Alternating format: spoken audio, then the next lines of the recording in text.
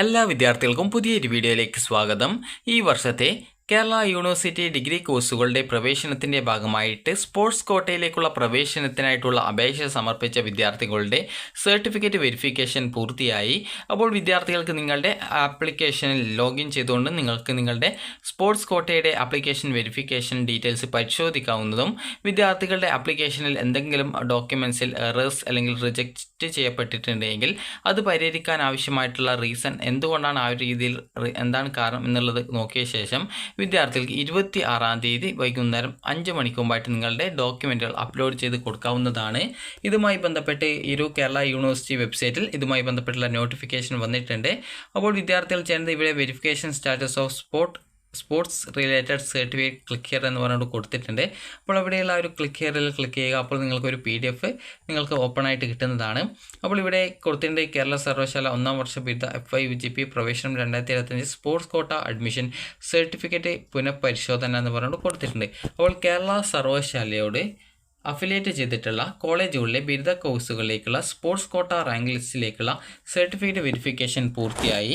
Sports quota option നൽകിയ വിദ്യാർത്ഥികൾക്ക് അപേക്ഷകർക്ക് അപേക്ഷാ നമ്പറും പാസ്വേഡും ഉപയോഗിച്ചുകൊണ്ട് പ്രൊഫൈലിൽ ലോഗിൻ ചെയ്ത്, അതായത് https://admissions.kerala-university.ac.in/FIUGP 2025 എന്നുള്ള ആ ഒരു പേജ് വഴി നിങ്ങൾക്ക് വെരിഫിക്കേഷൻ സ്റ്റാറ്റസ് പരിശോധിക്കാവുന്നതാണ്. സർട്ടിഫിക്കറ്റ് റിജക്റ്റ് ആയിട്ടുള്ള വിദ്യാർത്ഥികൾക്ക് നിലവിൽ അപ്ലോഡ് ചെയ്ത സർട്ടിഫിക്കറ്റിൻ്റെ ന്യൂനതകൾ പരിഹരിച്ച് നിങ്ങൾക്ക് 26/6/2025, അത് നാളെ വൈകുന്നേരം 5 മണി വരെ പ്രൊഫൈലിൽ അപ്ലോഡ് ചെയ്യാവുന്നതാണ്. അപ്പോൾ നിശ്ചിത സമയത്തിനുള്ളിൽ ലഭിക്കുന്ന പരാതികൾ പരിഗണിച്ച ശേഷം ഫൈനൽ റാങ്ക് ലിസ്റ്റ് 28/6/2025 പ്രസിദ്ധീകരിക്കുന്നതാണ്. 26/06/2025 വൈകുന്നേരം 5 മണിക്ക് ശേഷം ലഭിക്കുന്ന പരാതികൾ പരിഗണിക്കുന്നതല്ല. പരാതികൾ സർവകലാശാലയിലേക്ക് നേരിട്ടോ ഇമെയിൽ മുഖേനയോ അയക്കേണ്ടതില്ല.